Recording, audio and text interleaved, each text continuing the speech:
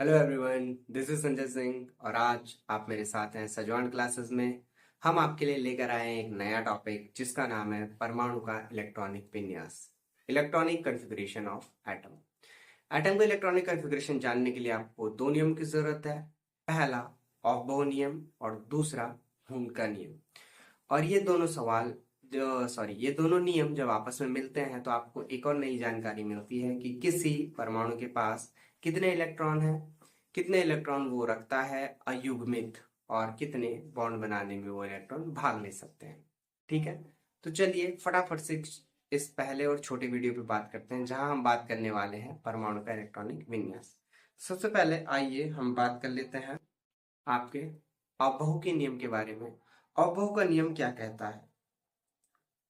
Aufbau का नियम, Aufbau Aufbau का नियम आपका क्या कहता है और इसका मेन टॉपिक क्या है?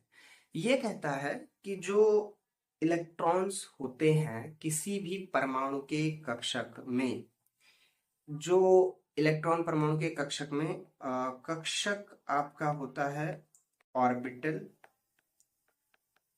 और ऑर्बिटल में जो आपका इलेक्ट्रॉन फिल होते हैं, ठीक है, ऑर्बिटल में जो इलेक्ट्रॉन फिलअप होते हैं वो हमेशा इंक्रीजिंग ऑर्डर ऑफ एनर्जी में होते हैं।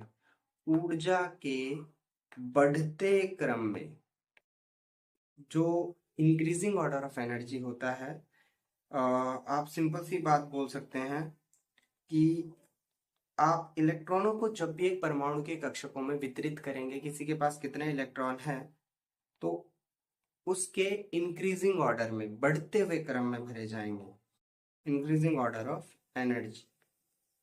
अब देखिए increasing order of energy Aufbau का नियम देता कैसे है, कैसे बताता है कि इंक्रीजिंग ऑर्डर ऑफ एनर्जी है। तो आपने इसमें बेसिकली हम लोग क्या पहली बात कर चुके हैं, हम बात कर चुके होते हैं आपके क्वांटम संख्या के बारे में। क्वांटम संख्या के बारे में आप जानते होंगे, इसीलिए आप इस वीडियो पे आए हैं। क्वांटम संख्या में आपका एन, एल, एम और एस क्वांटम नंबर होते हैं, चार क्वांटम नंबर। इन चारों में एन और एल, इसमें लगता है एन प्लस एल का रूल। एन प्लस एल का रूल जो होता है वो कहता है कि किसी भी कक्षक की energy, energy of every orbital, तो वो बात करता है कि आपकी ऊर्जा किस तरीके से दी जाती है एन प्लस एल के रूल के अकॉर्डिंग। एन प्लस एल का रूल क्या कहता है कि the energy of every orbital, जो आपका एनर्जी होता है, energy of every orbital is given by n plus l value. आप किसी भी कक्षक के लिए ऊर्जा देंगे वो एन प्लस एल के रूल से देंगे। जैसे आपका एन प्लस एल का नियम क्या कहता है कि मेरे पास कक्षकों को थोड़ा अरेंज कर लेते हैं। देखो फर्स्ट एस होता है हमारे पास, सेकेंड एस होता है, थर्ड एस होता है, फोर्थ एस होता है, फिफ्थ एस होता है। ठीक है, अब इनमें से सबसे ज्यादा ऊर्जा किसकी होगी, तो आपको एन प्लस एल रूल के अकॉर्डिंग देखना होगा। एन प्लस एल रूल के अकॉर्डिंग देखिए, इसके लिए प्रिंसिपल क्वांटम नंबर 1 और इसके लिए आपका एजिमुथल एल का वैल्यू होता है 0।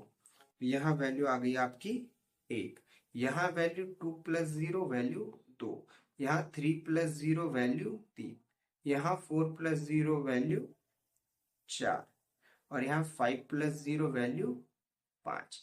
तो एस में तो आपका नॉर्मल सा हो जाता है। लेकिन जब हम एक परमाणु के अंदर देखते हैं तो परमाणु के अंदर देखिए कैसे होता है। हमें पता है 1s, फिर 2s, फिर 2p, फिर 3s, 3p, 3d, 4s, इस तरीके से लगे होते हैं। ठीक है, 1s, 2s, 2p, 3s, 3p, 4s, 4d आपके इस तरीके से लगे होते हैं। अब इनकी ऊर्जा कैसे बताएंगे, इनकी ऊर्जा पे वापस आते हैं। ठीक है, इनकी ऊर्जा देखिए, 1s में 1 प्लस 0, इसका मतलब 1, 2s में 2 प्लस 0 वैल्यू 2, 2p में 1, 2 प्लस 1 आपका वैल्यू 3, और 3s में 3 प्लस 0 वैल्यू 3, 3p में आपका 3+1 वैल्यू 4, और 3d में 3+d के लिए आपका वैल्यू l का होता है 2, तो वैल्यू 5, और 4s में 4+1 वैल्यू, सॉरी 4+0 वैल्यू। अभी आपकी ऊर्जा के पहले तो बढ़ते स्तर देख लो। देखो सिंपल सी बात है, यहाँ बढ़ते हुए स्तरों में आपको दिख रहा है ये 1 है, ये 2 है, ये 3 है, लेकिन ये भी 3 है, ये 4 है, ये 5 है, लेकिन ये 4 है। इसका मतलब 5 4 के बाद होना चाहिए। अब इन्हें अरेंज कैसे करेंगे, इस चीज पे थोड़ा सा फोकस करना है जो इम्पोर्टेंट है। देखो पहले 1s आएगा, is lesser than 2s, is lesser than 2p। अब देखो यहाँ पे भी 3 है, यहाँ पे भी 3 है। इस कंडीशन में हुंस रूल क्या कहता है कि जिसके लिए प्रिंसिपल क्वांटम नंबर आपका छोटा है वो वैल्यू पहले आएगी। तो देखो यहाँ पे 2p में 2 है और 3s में 3 है, तो पहले प्रिंसिपल क्वांटम नंबर 2 वाला छोटा है, इसलिए हमने 2p को पहले रखा।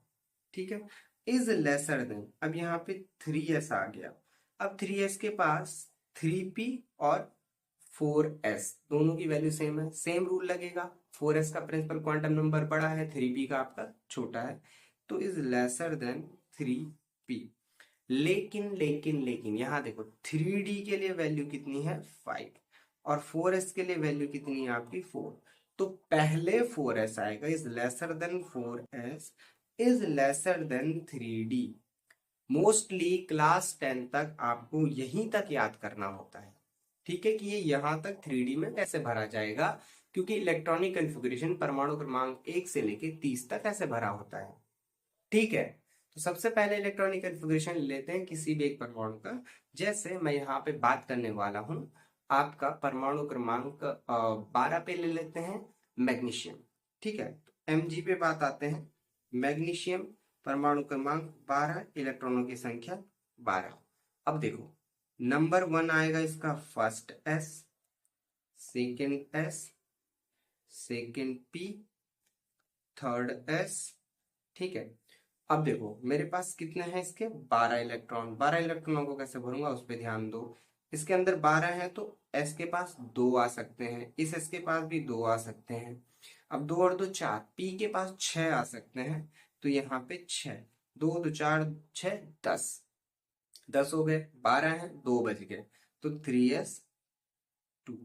अब इन इलेक्ट्रॉनों को ना भरना कैसे, आपने यहाँ पे तो बता दिया कि ऊर्जा ऐसे होगी, लेकिन आपको पता है कि s के अंदर तो एक ही ऑर्बिटल होता है, आप एक में plus minus clockwise anti clockwise लिख लेंगे, लेकिन p के अंदर कैसे करेंगे, और जब d का नंबर आएगा तो d में कैसे करेंगे, इसके लिए आपको समझना पड़ेगा हुंड्स रूल। ठीक है, फिर दोनों को समराइज करके एक क्वेश्चन लास्ट में करेंगे। हुंड्स रूल, हुंड का नियम, हुंड्स रूल। अब ये हुंड्स रूल क्या कहता है, हुंड का नियम क्या कहता है, हुंड का नियम क्या कहता है कि कभी भी जैसे आपके पास पी उपकोश है, पी उपकोश के अंदर बहुत सारे ऑर्बिटल्स हैं, कक्षक हैं, तो किसी भी उपकोश के कक्षकों में इलेक्ट्रॉनों का पेयरिंग या युग्मन तब तक नहीं होता जब तक सभी कक्षकों को एक एक इलेक्ट्रॉन नहीं मिल जाता। सिंपल सी बात है, अगर आप p ऑर्बिटल की बात करो तो p ऑर्बिटल के पास कितने होते हैं, जनरली हमारे 3 कक्षक होते हैं। p आपके उपकोश के पास, सब शेल के पास, p सब शेल के पास आपके 3 ऑर्बिटल होते हैं। तो अगर उसके पास ना 3 इलेक्ट्रॉन है तो सबको एक एक मिलेंगे, ना कि मैं जोड़ा बनाना शुरू करूंगा। देखो अभी यहाँ पे बताते हैं कैसे। वो कहता है एक तो कभी भी आप उपकोश में कक्षकों को पेयरिंग तब तक नहीं करोगे जब तक सारे कक्षकों को एक एक इलेक्ट्रॉन ना मिल जाए, और दूसरा कॉन्सेप्ट, जब भी आपके पास अयुग्मित इलेक्ट्रॉन हो, अनपेयर्ड इलेक्ट्रॉन हो, तो सारे पैरेलल स्पिन में होंगे। देखो फोकस करते हैं हुंड्स रूल के अकॉर्डिंग। सबसे पहले मैं नाइट्रोजन के लिए लिखता हूँ, और नाइट्रोजन सबसे अच्छा एग्जाम्पल है, लेकिन यहाँ पे देखो मैं नाइट्रोजन के लिए लिखने से अच्छा आपको एक चीज क्लियर कर देता हूँ। जब हम नाइट्रोजन के लिए लिखेंगे तो नाइट्रोजन का मेन कॉन्सेप्ट ये है कि आपको पहले ऑबो रूल के अकॉर्डिंग इसका इलेक्ट्रॉनिक कॉन्फ़िगरेशन लिखना है। नाइट्रोजन का नंबर होता है आपका 7, 7 इलेक्ट्रॉन होंगे। देखो अब 1s 2s एंड 2p। देखो 1s टोटल 7 है तो एक s के पास 2, सेकेंड s के पास 2, कितने बचे 3, और p के पास तीन। अब जब यहाँ पे कोष के कक्षकों में इलेक्ट्रॉनों का वितरण होगा वो कैसे होगा, फोकस करो। अब अगर फर्स्ट एस सेकेंड एस तो सेकेंड पी की बात करते हैं, तो फर्स्ट एस को ड्रॉ करते हैं पहले। एक ही कोष होता है फर्स्ट एस में, फिर आपका सेकेंड एस में भी एक ही होता है, और आपका सेकेंड पी में आपके तीन होते हैं, ये सेकेंड एस और ये आपका सेकेंड पी। अब इसमें मैं इलेक्ट्रॉनों को ना ड्रॉ करना चाहता हूँ, तो इलेक्ट्रॉनों को किस तरीके से ड्रॉ कर सकता हूँ, देखो इसके पास दो हैं, फर्स्ट एस के पास, तो एक क्लॉकवाइज दूसरा anti clockwise plus minus. Second S के पास भी एक और एक दो आ गए, लेकिन सेकेंड पी के पास तीन है, फोकस करो। देखो इसमें ना हुंड रूल के अकॉर्डिंग सबको पहले एक एक मिलेगा, तो एक दो और तीन। अब क्योंकि मेरे पास तीन ही है तो मैं तीनों को रख दूंगा और तीनों अयुग्मित हो गए। तो सिंपल सी बात है, आपको यहाँ पे दिख रहा होगा कि नाइट्रोजन के पास तीन अयुग्मित इलेक्ट्रॉन होते हैं, अयुग्मित, जिन्हें अनपेयर्ड बोलते हैं हम लोग, अनपेयर्ड इलेक्ट्रॉन। अनपेयर्ड इलेक्ट्रॉन ही आपका कक्षा 12 या ग्रेजुएशन में जब आप देखेंगे, ग्रेजुएशन लेवल पे आपको आपका एक स्पिन ओनली के हिसाब से मैग्नेटिक मोमेंटम निकालने के लिए बोलता है कि कितना मैग्नेटिक मोमेंटम होगा। आप उसको या बोहर मैग्नेट्रॉन बीएम में कैलकुलेट करते हैं, तो हम लोग जनरली कैसे कैलकुलेट करते हैं कि नंबर ऑफ इलेक्ट्रॉन और उसके साथ जनरली 0.9 ऐड हो जाता है। तो यहाँ पे इसमें तीन है तो 3.9 आपका जनरली इसमें स्पिन मैग्नेटिक मोमेंटम होगा। ठीक है, अब देखो कॉन्सेप्ट क्या है कि यहाँ पे मेरे पास जब भी मैं इलेक्ट्रॉनों को भर रहा हूं, तो मैंने तीनों का फेस ऊपर के साइड किया है। ये हुंड रूल का सेकंड स्टेप है कि the spin off unpaired electron is always parallel. आपके जो अयुग्मित इलेक्ट्रॉन है उनका जो घूर्णन है, स्पिन है, वो क्या होता है, पैरेलल। पैरेलल स्पिन होता है, इसका मतलब ये हमेशा क्या करते हैं, एक दूसरे को सपोर्ट करते हैं, घूमते एक ही डायरेक्शन में। ठीक है, तो इसको फोकस करना है। अब देखो आपने हुंड का नियम पढ़ लिया, ऑबो का नियम पढ़ लिया। अब मैं आपको इस हुंड और ऑबो के अकॉर्डिंग जनरली किसी भी एक हायर एटम का इलेक्ट्रॉनिक कन्फिग्रेशन समझाता हूँ, कैसे होता है कैसे नहीं होता, फिर आप इसे समझने की कोशिश कीजिएगा। हेल्प मिलेगी तो बहुत अच्छी बात है, अगर डाउट हो तो आप उससे कमेंट करके बता सकते हैं कि कहाँ पे आपको डाउट हो रहा है।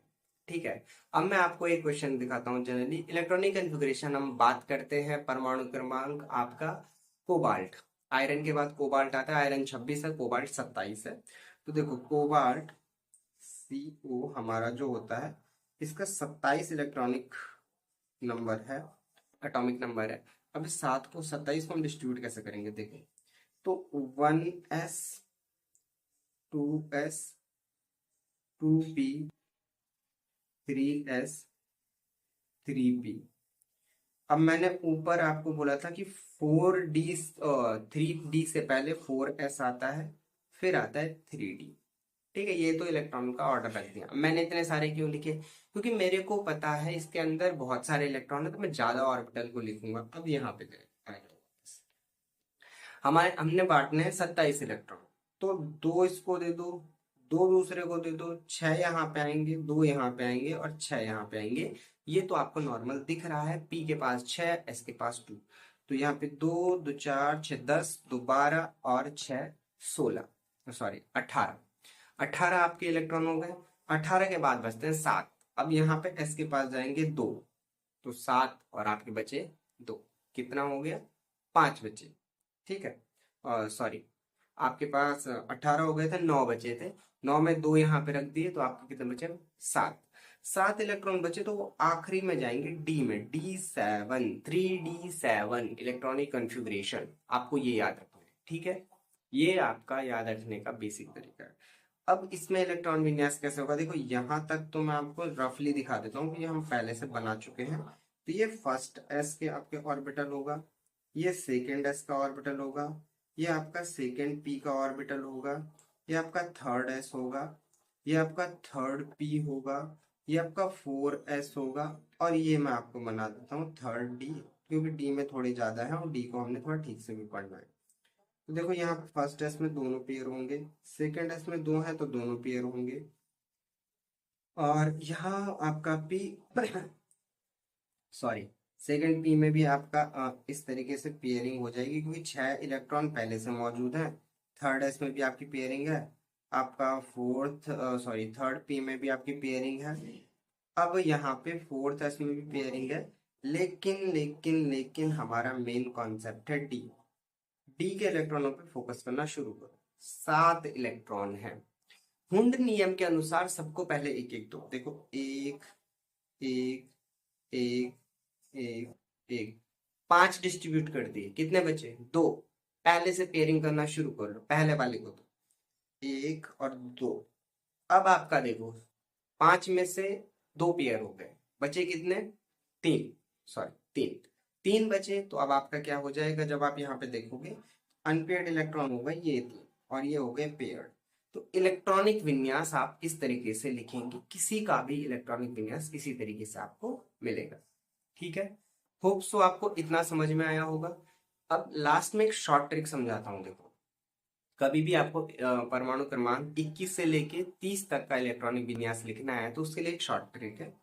थोड़ा रफली देखना कि 21, 22, 23, 24, 25, 26, 27, 28, 2 और हैं 29, 30, उसको मैं आपको छोड़ता हूँ, आप ट्राई करना। तो देखो यहाँ पे ना पहले वाले में 2, दूसरे वाले में 1 दिख रहा है। 21 में देखो 21 में आपका दिख रहा है, तो ना 4s3d। तो पहला वाला 2s के पास और दूसरा वाला एक d के पास। 22, 4s3d, 22 के पास, s के पास 2 और d के पास भी 2। तो जितने पीछे वाला डिजिट दिख रहा है ये आपको सारे के सारे d के पास देने हैं। लेकिन एक चीज ध्यान देनी है, फोकस करने वाली बात है, इस पे फोकस नहीं करेंगे तो दिक्कत होगा। जो आपका 24 होता है, इसको थोड़ा अलग कलर से लिख लेते हैं। 24 का होता है 4s3d। अब हमारे रूल के अकॉर्डिंग तो 4 होना चाहिए, लेकिन ना यहाँ पे एक्स्ट्रा स्टेबिलिटी आ जाती है हाफ फिल्ड और फुल फिल्ड ऑर्बिटल्स की। जो इनकम्प्लीट ऑर्बिटल होते हैं उनके मुकाबले अर्धपूरित और पूर्ण पूरित कक्षक ज्यादा स्थायी होते हैं। और इनका ज्यादा स्थायी होने का ना पता क्या होता है कि जो 24 होता है वो 4s1 3d5 होता है, और जो 29 होता है 29, इसका होता है 4s1 3d10। तो ये 2 कक्षकों पे आपको फोकस करना है। होप सो आपको ये समझ में आया हो। ठीक है, शॉर्ट ट्री के अकॉर्डिंग आप यहाँ 25 का लिख सकते हैं। 4s2 पहले वाला 2 और दूसरा वाला 3d5, फिर 4s2 3d6। ये आपके लास्ट का इलेक्ट्रॉनिक कॉन्फ़िगरेशन है, उससे पहले के आपको प्रैक्टिस करना पड़ेगा। ठीक, होप सो ये वीडियो थोड़ा ज्यादा भी बड़ा हो गया, बट कोई बात नहीं, उम्मीद है आपको ये समझ में आया होगा। अगर कहीं पे कोई कंफ्यूजन हो तो प्लीज क्वेश्चन को क्लियर जरूर कीजिएगा। एंड होप सो ये वीडियो आपको समझ में आया होगा, आपकी हेल्प होगी। थैंक यू, मिलता है अगले वीडियो में। Bye bye.